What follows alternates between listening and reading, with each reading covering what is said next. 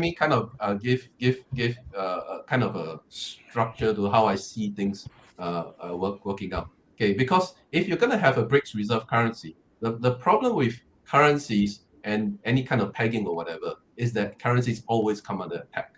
So, for example, if China says, okay, my yuan is pegged to a basket of currencies, of course they won't tell you what basket and how much percentage. But if people will try to gamble to see, hey, if I throw $1 billion at yuan, it will crack. And it has happened before in Thailand, in many economies. The traders will go in and try, because once it cracks and loses the peg, what happens is something like the lunar currency. Remember in crypto, where they said, okay, we'll peg it to the US dollar. One lunar stable coin is equals to $1 US. And because lunar is such a small thing, it got attacked and then it fell apart.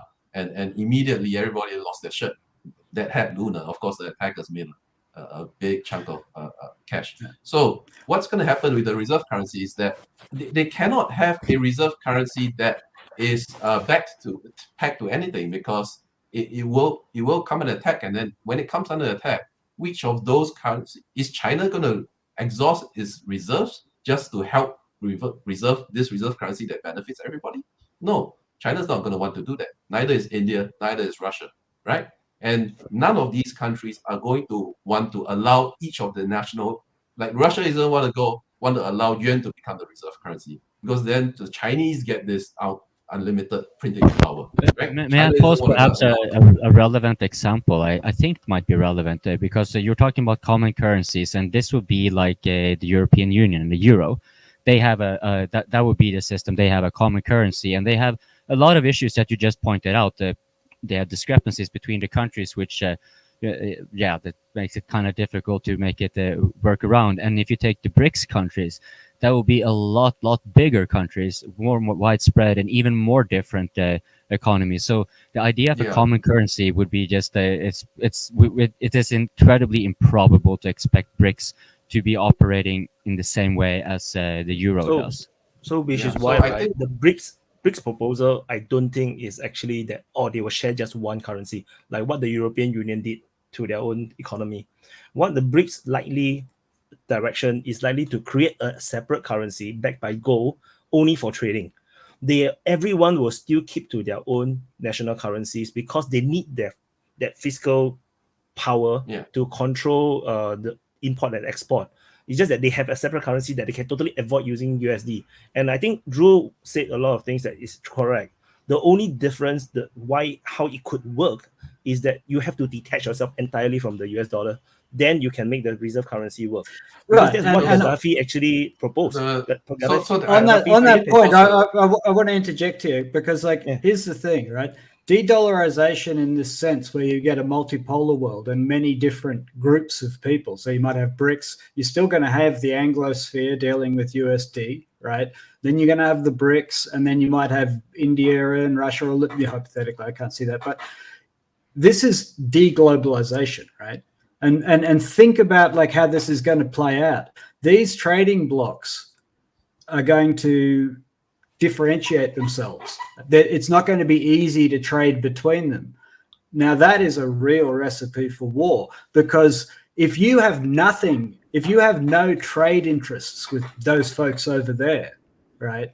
Suddenly they're not, you've got no interest in protecting their sea lanes. This is history, man.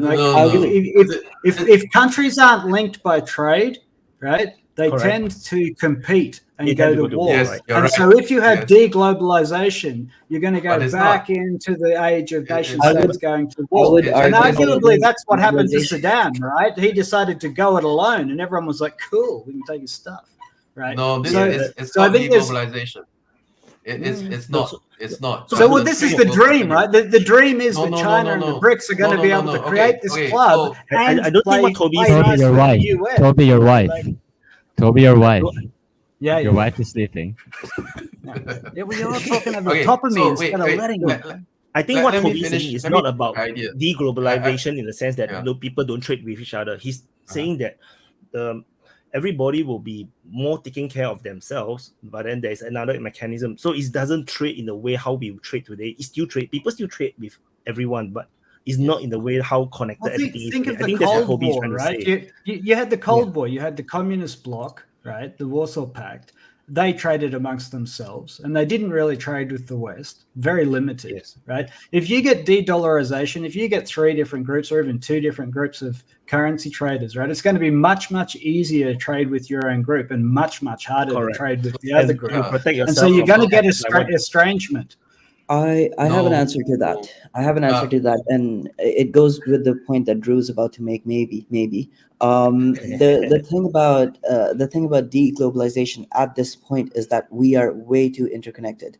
The world is not at the same point when it was during the Cold War, because industries were still developing. Industrialization has already happened, and the trade-offs have already happened. For example, I'll give you an example. So most of the industry of US has already moved to China. Now to end that trade, or not ending, but replacing it with new mechanisms, it's going to take years and years for US to bring back that industry back to US, because it affects everything. It affects the prices. It affects, you need people. You cannot just make the world into different blocks at this point in time at all. It's going to take 30 years for them to make the world so it's divided into blocks. So deglobalization at this point, I do not agree with that idea. I do not agree that it's going to happen. Yes, there will be a different mechanism for trading, but no, it will not lead to deglobalization. That's my point. I would actually, Drew should know. Can I finish the idea, because I haven't been able to. Okay, so all this talk about go back currency, or go back reserve currency is we're thinking in the past. These are structures that has been used before. I mean, one way I can see like a BRICS reserve currency working would be like the S&P 500. So the S&P 500 is this index where it's a combined value of the 500 largest companies in the US. They never tell you how this S&P 500 number is generated, but they say, okay, this is the value of the 500, and then people can kind of see how the market goes based on that. I don't see why can't we have a reserve currency that's like the S&P 500? You have a bunch of countries with their own currencies that contribute to this currency, this reserve currency that is not tradable. You can't trade S&P 500. So this would be the perfect store of value, and it would be so each country can then stick to their own currencies and defend their own local currencies, and how well they perform will then basically readjust their contribution to the value of this global currency, which everybody agrees is representative of all the countries that want to get involved. So it doesn't exclude the US. It can start with the BRICS currencies, but eventually all the other countries can then realize, hey, this is a good thing, I want to join, and then be included in the group. It's not an exclusive thing. It can start with the BRICS, but doesn't have to end with the BRICS. Does that mean actually that economic blocks, such as, for example, in West Africa, you have something called ECOWAS, which is a conglomeration of countries that are not like the EU, but sort of like on the way there. And then you have the East African, they're going to try to make their own internal currency, much similar to BRICS. However, when it comes to trade and so forth, would it be then feasible that, for example, the East African bloc that uses its internal currency may still want to be going with the BRICS as a reserve currency for other trades outside of their bloc? So they can be kind of a bloc connected to a bloc, if you know what I mean. Well, there are two ways to look at this. One is you do it by choice, which is basically, you make it so convenient that and trustworthy that everybody wants to use this reserve currency. So if I can buy fertilizer from Russia using this reserve currency, by selling stuff to China and getting this reserve currency, and I also can get goods from Brazil using this reserve currency, suddenly it becomes really, really valuable. But the other way to go about this, think about this, is that you can actually force people to start using the reserve currency. And that's what the US is very afraid of. That's what the China see flying to Saudi Arabia and meeting all the Middle Eastern nations. That's the risky part. If the Saudis, as the lead of OPEC, and all of OPEC suddenly decide, okay, there's this new reserve currency, we're all selling in this new reserve currency. Now, they are going to force the point. Everybody in the world is going to dump the USD to buy this new currency.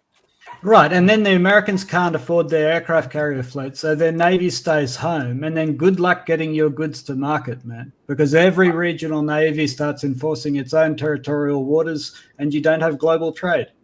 Are you saying that the US Navy, that's not going to happen? Are you saying that there's not, are you saying the US fleet? If the US Navy stays home, China starves in 3 months, and you get 500 million dead people.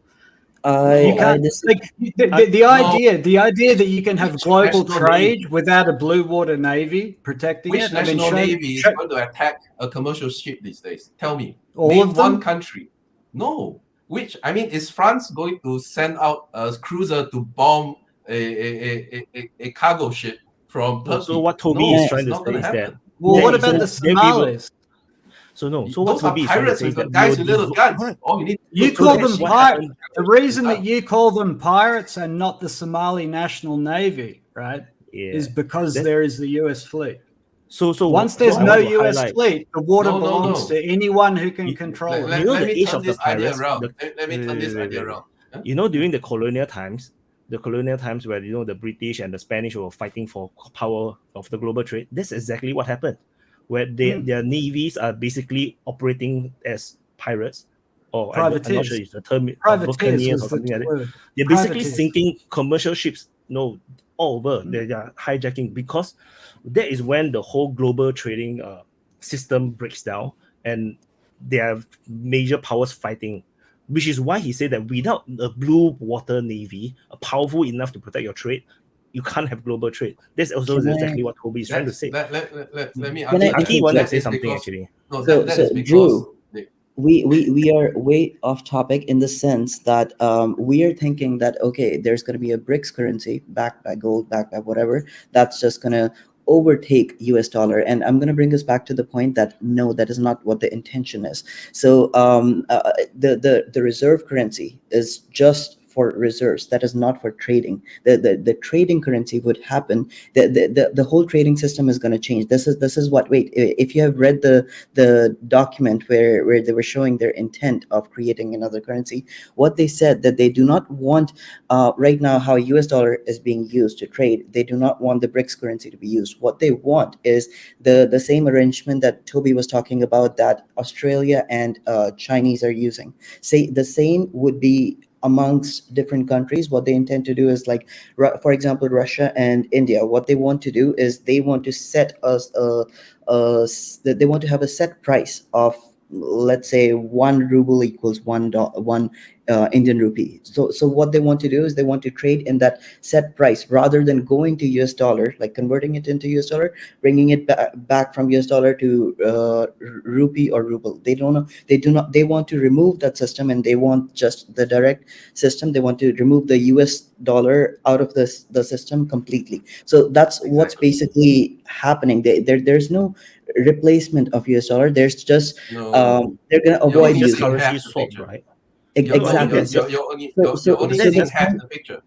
So the point is, what Aki say is just currency swap. I don't think that is the reserve currency. That's just currency swap. That allows you to trade. No, what Aki says is correct. Basically, okay, you imagine this BRICS reserve currency, and it is packed to this basket of currencies, right?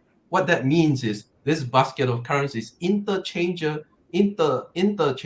rate between these currencies has to be fixed. Exactly. So but on top of this fixed currency exchange rates between all the national currencies that are in the system, still sits a reserve currency on top. But they don't want to use the reserve currency to trade. They want to use their own currencies to trade. That is the whole arrangement. So the point of changing US dollar into some BRICS reserve currency is not going to happen, because they're using their own currency. Think about this situation. Okay, this new reserve currency is there, and then China wants to trade with India. So China will trade with India based on because they know, okay, maybe the reserve currency 50% is yen, 50% is rupee, for example. let's make it simple. So China knows that, okay, 1 yuan is 1 rupee. So I can take rupees and I get X percentage of the reserve currency, right? Now imagine if you are Somalia, you're outside the system, you're not one of the people, not one of the countries within the reserve currency block, right? Now, you don't have a fixed exchange rate with the block. What you do, and you wouldn't want to buy Chinese yuan or Indian rupee or Russian rubles because it's inconvenient. If you get rubles, so what you'll do is you will buy the reserve currency. So the reserve currency will be for trading outside the block. And then within the block, they have their own fixed rates. Now, I disagree. I disagree because what ideally what they want to do is think of the reserve currency as like a savings account, and for using for trading amongst China, amongst the BRICS, they're going to use their own currencies. But even trading outside of that BRICS group, they will still use their own currencies by making contracts with different countries. So like you gave me an example of Somalia. So what Somalia and India would do to trade, they will create their own arrangement that, okay, I will, like I told you, the same currency swap. What they will do is they will use their own currencies, not BRICS currency for that. That's basically what I'm trying to say, is that I know Indian rupee may be useless for them, but that's what they're talking about. Yeah, so it's useless. Why they want the rupee? But so I feel that is unlikely to be the case how it will be operated, because that's exactly how Europe used to be operated before the pound got crashed, because they were pegged. All the different currencies, they were pegged to each other, and then someone who is smart enough, they're able to find the weakness, and then they'll attack their currency and crash it. So this, which is why pegging of currency is unlikely to be the future solution to the alternative to dollar. Is not possible. The only possibility is a separate currency entirely, and it must be backed by something that everybody trusts, because trust is the biggest problem. For example, why Saudi don't want to trade in yuan? They don't. Xi Jinping went down to Saudi Arabia, all this big hoo-ha. He didn't get the agreement because the Saudis don't trust the Chinese to have the power to print money. Simple as that. Nobody knows how much money China actually printed within China. Nobody trusts their numbers, and this is why Saudi Arabia don't feel safe. The reality is nobody. I mean, China can trust themselves. No, that's not reality. That's not reality. But we differ in our perspective. But that's what I'm saying. As a result, they cannot. You must have a common currency that everybody can trust. And well, can I mention something here? Like, this is where we get to the idea of having a gold-backed currency, and I want to talk about this. And so I'll wax on here, and then you tell me to shut up. But I think we should talk about gold-backed currencies, because that subject is coming up a lot. There's going to be a gold-backed ruble. China has talked about dealing with the gold-backed yuan very briefly. There's a history behind gold-backed currencies. So why do people trust a gold-backed currency? Right? Because the government pledges that they will give you gold for that currency, so you can always get some commodity. So why did gold-backed currencies go out of fashion, right?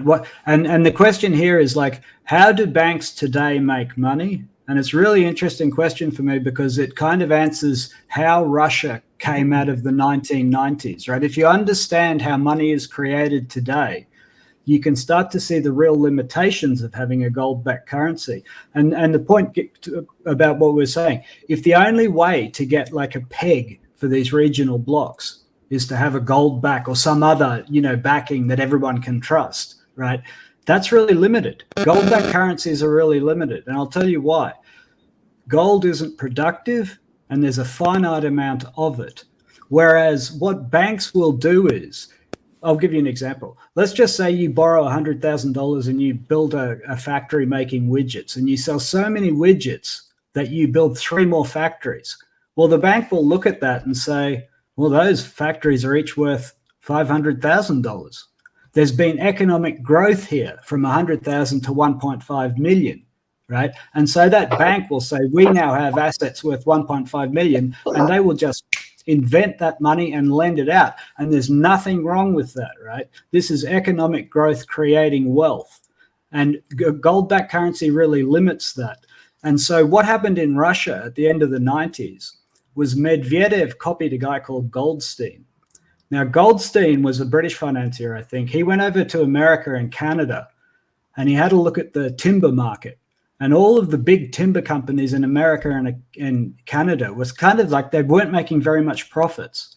They couldn't modernize their plants. It was all out of date.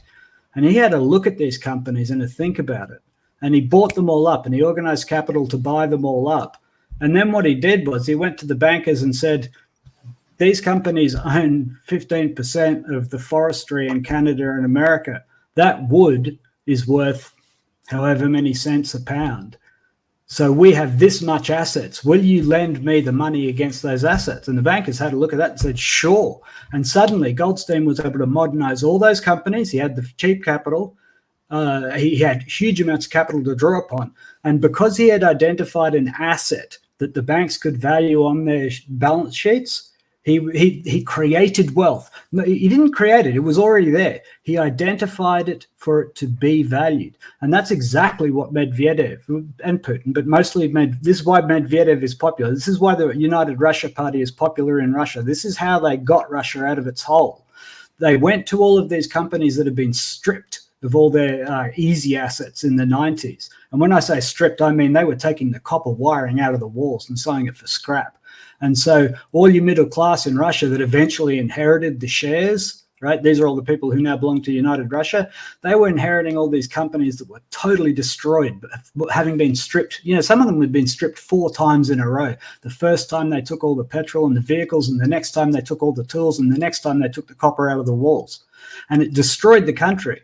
But what Medvedev understood by studying how money is created is that Russia had vast reserves of oil, aluminium, titanium, wood, and everything else. And so he created a banking system where the banks were able to value these assets on their balance sheets. They were able to explain this to the banks in Basel and the international banking community. And the international banking community said, yeah, fair enough. And they didn't accuse the Russians of just printing money. All right. And this made the United Russia Party. That's how Russia got out of the 90s. And that's how money is made these days. And we mustn't forget that economic growth, real productivity creates wealth. And when you peg yourself to gold, right, you've got to actually have the gold. And that's a problem. And that's why the US went off the gold standard. No, there are two misconceptions here. Okay, first, a gold-backed currency doesn't mean you need to have the gold. A gold-backed currency means a gold-backed currency. So there's not enough gold in the world to go around to back all money. A gold-backed currency doesn't mean you need to have the gold, the physical gold. It means that a country, for example, Russia has just pegged the ruble to the gold. So what Russia is saying that 1 ruble or 5,000 rubles is to 1 gram of gold, whatever it is.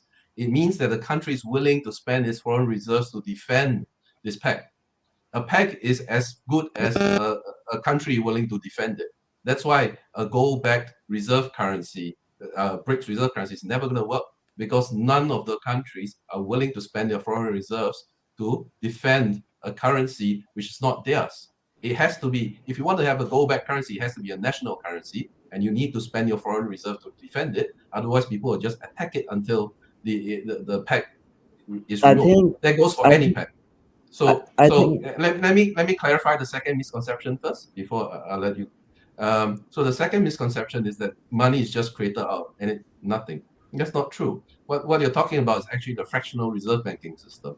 So what fractional reserve banking is okay, one person puts $1 into a bank, and then the government has a regulation that says, okay, you bank are allowed to lend out 80% of this money, and then you need to keep 20% of it in reserve. So a fraction is kept in reserve. That's why it's called a fractional reserve banking system. So 80% is lent out. This company then goes out and uses this money, and this money flows around the economy. Someone else gets that money, puts $1 in. Of the same dollar that was lent out of the 80%, he puts that $1 in. So suddenly now the bank has $2, even though it created that $1 that was sent out. So then now there's $2 in there, and he can lend out 80% of the extra $1. Goes around, comes back, goes around, comes back. You see, that's how money is created these days, by the fractional reserve banking So $1 can spit out like $100 eventually. If I may interject a question here, is that this will pertain to what they call the treasury bonds, right? The U.S. treasury bonds. No. Fractional reserve banking is how banks lend out money, because the regulation says if you put a deposit into a bank, this is why bank runs are such a bad thing. The bank never has your money in the bank. They have lent out 80% of it, or 90, depends on the, so if everybody goes and wants their money back, they don't have it because they lent it out. And so what you're talking about is creating a valuation system that allows for the bank to say, okay, this looks like it's a safe bet, so I'm willing to lend this 80% to you, right? It doesn't create money out thin air. It still needs deposits to back up. Drew, you don't need the bank doesn't need. Hang on, let me point something out. Drew, what you're saying is wrong. You don't need to have the cash in your bank as a fraction of what you've got it lent out. Your asset balance. Your asset balance has to be the fraction of what you've got let out. The reason that banks collapse in, say, 2008 is because the value of their assets plummets. So let's just say the fraction is 1/10, right? If you've got $10 million worth of real estate assets, right, at current real estate prices, you can lend out $100 million and earn interest on $100 million. If the real estate market crashes and now you've got $1 million worth of real estate, you have to call in those loans because the fractional reserve system says you can only lend out $10 million now, right? It's not about having the cash in the bank. It's about having the asset balance on your balance sheet. And that is why if you can identify assets, if you can build assets, if you can get economic growth, you can use fractional reserve lending to increase the amount of money you can lend out. Which is why I kind of confused because I do not know how this is linked to money creation. Yeah, de-dollarisation. Because the government just print the money and give it to the bank to loan out. That's how the bank make money, but I don't think this is the way I understood it is that the Federal Reserve will issue so-called treasury bond, and that is what the banks can then use to, and from there basically money is created out of debt. Its inception is indeed a debt. And to clarify for the economically illiterate, I should clarify one thing: bonds, just because I'm an economically illiterate, and for the audience here, a bond is basically the same as a loan. You go but it's not you going to the bank and then applying for a loan. It's the bank showing, hey, we have a loan you can take. We have a debt you can take. And if I've understood it correctly, this is so in the fractional reserve, isn't that very closely linked then to the U.S. Treasury bonds, which we hear a lot about? Because this will now loop back to the de-dollarisation process. I've heard a lot of comments that when we see the U.S. Treasury bonds being dumped and sold everywhere, and to give an example, this year, I think it was about 210, I'm going off memory, $210 billion worth in treasury bonds that China had dumped or sold. And as far as we have understood it, they used that to replace it with gold. And so maybe you guys could perhaps explain, because I think you're already in it with the fractional reserve, how U.S. Treasury bonds are different from any other bonds. No, it doesn't have to do with fractional reserve. A bond is just a debt instrument, and when the U.S. Treasury issues bonds, what they're doing is they're borrowing money, right? And the bond certificate says, I will pay you this much interest, right, on the debt. So when you buy bonds, you're lending money to the government. You can also buy corporate bonds, which means you're lending money to a corporation. The reason that treasury bonds are so valuable or perceived as very good is because the government's always going to pay their interest bills, whereas a company might go broke, right? So what the Chinese government did when they dumped $200 million worth of treasury bonds is they sold the debt that they had lent to the American government, and with the proceeds, they bought gold. Now, a lot of people would say that's a very foolish move because the bonds will at least pay you interest. The gold's just going to sit there, right? So a bond is not to do with the fractional reserve. A bond is just a fancy word for a loan instrument, right? And so treasury bonds are when the American government asks to borrow money from the world. Yeah. But would it be the same for all countries that if they issue state bonds, right, state-issued bonds, that would be the same as them effectively printing money then, like the U.S.? No, quite different. They're borrowing money, right? They're not printing it. When a government prints money, as Drew said before, they're diluting the total amount of money for the same amount of stocks and goods. When they're borrowing money from the public, on their balance sheet, they've got the money they've borrowed as an asset, but they've got the debt, the bond debt, and it balances it out. So in the end, their balance sheet, they haven't inflated their money supply, so you don't get inflation. So that's why most modern governments will borrow money, issue bonds, rather than print money. Because printing leads to inflation. Two different instruments for the government to use, right? It's like you can issue bonds, or you can actually print money, depending on your situation, right? Yeah, and the China buying gold is more a strategic move. They are not looking. They saw what the West did to Russia for doing something they disagreed. It froze its foreign reserves. So now China is thinking, oh crap! If I keep all my money in USD and I do something that the US doesn't like, it's going to freeze my assets. So they sold the USD, and then what else can they buy? I mean, they have all this money sitting around. Gold seems like something they can put their money. Because Saudi Arabia is doing the same thing. Yeah. Sorry, Saudi Arabia is doing the same thing right now. They when there was the petrodollar agreement, it also included the fact that all the dollars that Saudi Arabia would get, they would reinvest that into US assets. So a bunch of their assets, I would say even 60-70%, is in United States. So now Saudi Arabia is trying to liquidate it from USA. So that's also it's the starting of the de-dollarization we're talking about. Everybody's slowly trying to get rid of the US dollar. It brings us to the next question that I wanted to ask you guys. Is de-dollarization occurring? Yes or no? And if it is, how long do you think until it is either overtaken by another reserve currency or another reserve currency is introduced? How long? You only have to look at the what happened with the US dollar exchange rates against all the other currencies in the world to realize what's happening. So when it kicked off in February last year, suddenly there was the US dollar shot up. Its value went up. Why? Because US dollar is always seen as the kind of a safe haven. So a lot of the money in Europe basically thought, something's going down. Let's get out the euro. And went and bought the US dollar, right? So suddenly the US dollar went up. But after a while, the markets realized, hey, the US is also getting affected by all these sanctions and whatnot, So, and then, they're stealing Russian money. So now all the other countries in the world are saying, hey, we need to get rid of US dollar. So from about about 6 months ago, you can see the US dollar trading against all the other currencies. It's a straight line down.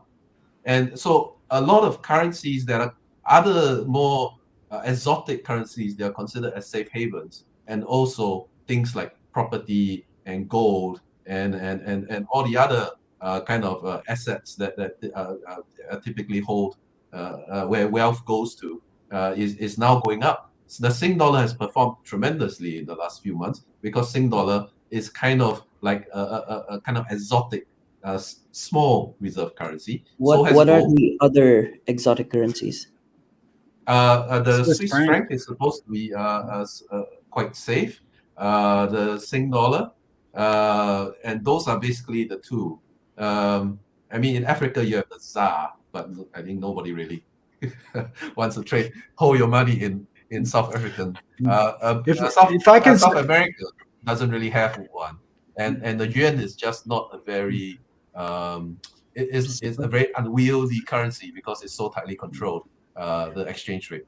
So you really only have the Swiss franc and gold and silver and the Sing dollar.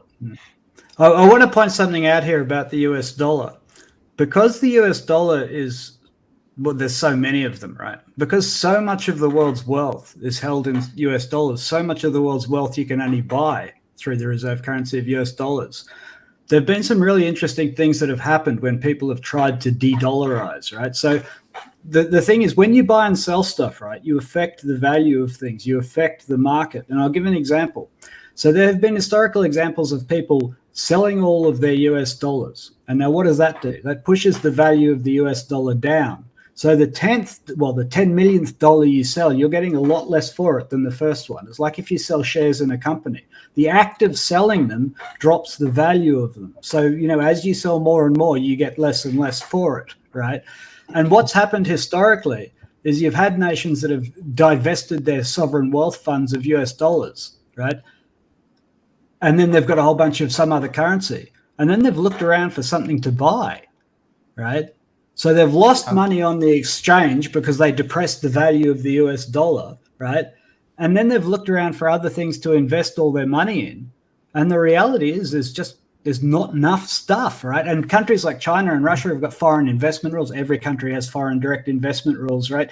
Things aren't necessarily for sale, right? And so a lot of people who go through the de-dollarisation, or a lot of companies and so on, they find themselves in a situation where they've lost money on the trade, right, due to their own action of flooding the market. And this is just supply and demand, right? They've oversupplied for the same demand, price goes down, they lose money on the trade, and now they've got to park that money somewhere, right? Now, as Drew made a good point about the Chinese, they went for gold because they were after security. They were afraid of the inflation and the loss of money in US dollars. So they were thinking, well, at least we're not going to lose money if we buy gold. And I get that, and I think he's right there.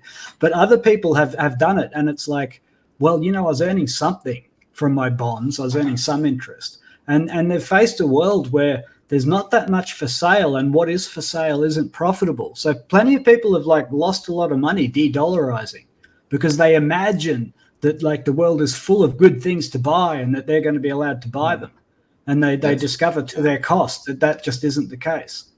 So I had a question regarding gold specifically, because when you're talking about you're selling and buying dollars and so forth, and generally how the market works, you increase a lower supply and demand, it changes the price. And the reason I ask this question is because it does pertain to gold. Since China did buy so much gold as they did, the price of gold skyrocketed. I forgot the price of it, but it was like a meteoric rise, which is perhaps misnomer. But right, exactly. And so how can then gold really be so useful for pegging, because it is subject to price fluctuations itself by mere trade? No, well, that's a really good question. It's a store of value. It's not useful for trading. So currency has a few users. One is a store of value, one is for exchange of currency, and then there's a third one. So gold is basically used as a store of value. So China's just storing its wealth in it. That's all. They have nothing. The idea is God isn't making any more gold, so it can't be inflated. Yeah, unless an asteroid. But you're right. You are open to changes in market forces, right? If everybody decides that gold isn't cool, and now suddenly you need money, and you paid $1,000 an ounce for it, and now all you can get is 300, you're going to lose your shirt, right? So you do have to be careful. These commodities they can be volatile. So as long as you want to hold on to it long term, particular to gold, I get because I get the impression trading it, if you're trying to make money. Yeah, because I get the impression particularly gold is it's probably even more likely to be more fluctuating now than it used in the past, because we're seeing I see a lot of countries in Africa that are trying to peg their money on their gold production and try to do trade with gold, but they're also going to try. Of course, there's a new gold mines coming up. So one I know about in Uganda they estimated about 17 or 70 trillion dollars worth of gold.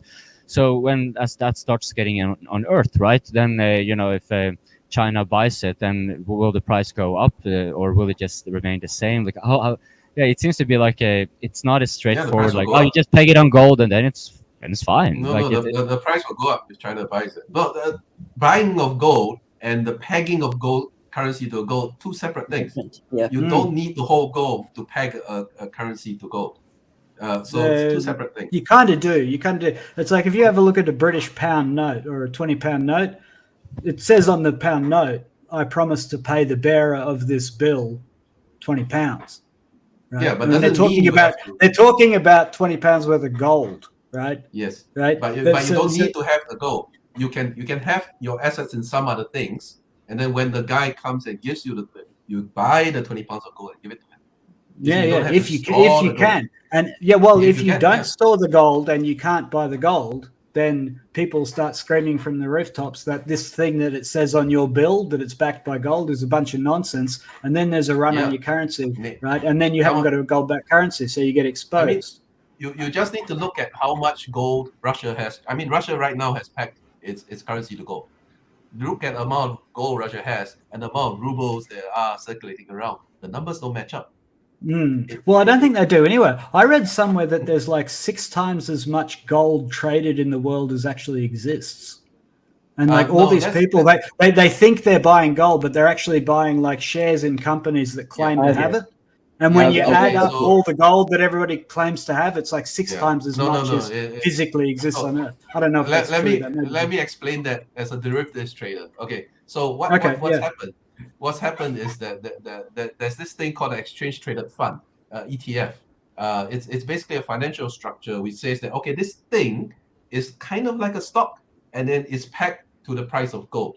So if you want to buy gold, you can just buy this thing, this stock-like exchange traded fund, and then as the gold price goes up, this thing goes up in price because it's supposed to peg the price of gold. So people are speculating on the price of gold and using this exchange traded fund as a store of value. So they're not buying gold because buying gold is expensive because you have to pay for the shipping of the physical thing. There's a security aspect to it. People might steal it. But if you buy this exchange traded fund, it's easy. You log into your trading account, you just click buy, and you get a chunk that says this will always be tied to the value of gold.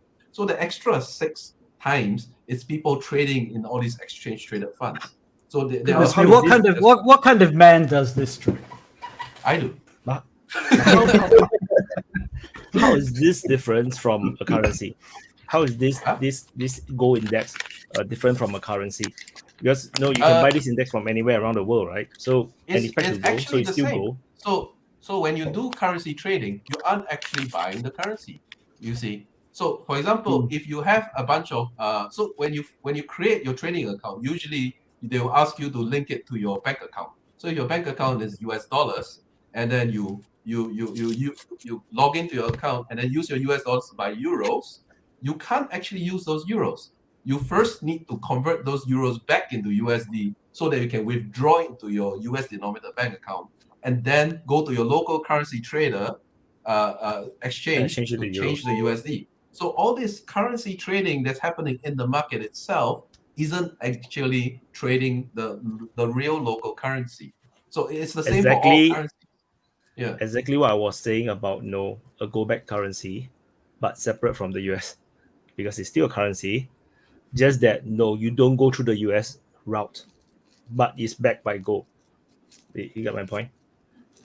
It's like you have this index, but it's not meant to be a currency that use when you go to your stores. Yeah, I get your point. But it's actually between countries and between banks, but it's separate so that you don't have to go through US dollars, but it's backed by gold. The currency is backed by gold. So this is what I'm trying to say. Yeah. So I get the technicality of it. What I'm saying is that if used as the reserve currency is not practical because no country will be willing to use its foreign reserves to defend the gold peg of that currency. You don't have to defend. You don't have to defend it. It's gold. No, there's no reason why anyone need to defend the gold index because it's gold. This has happened many times before. That somebody declared a peg, and then it's attacked by traders, and then it collapsed. That's the point. The national currency don't peg to that shared currency. This so-called new reserve currency, you don't peg to it. That's the whole point. It's supposed to be a separate thing so that you can buy and trade without the US dollar. You can just trade through this currency, which is like a pirated US dollar, but it's backed by gold.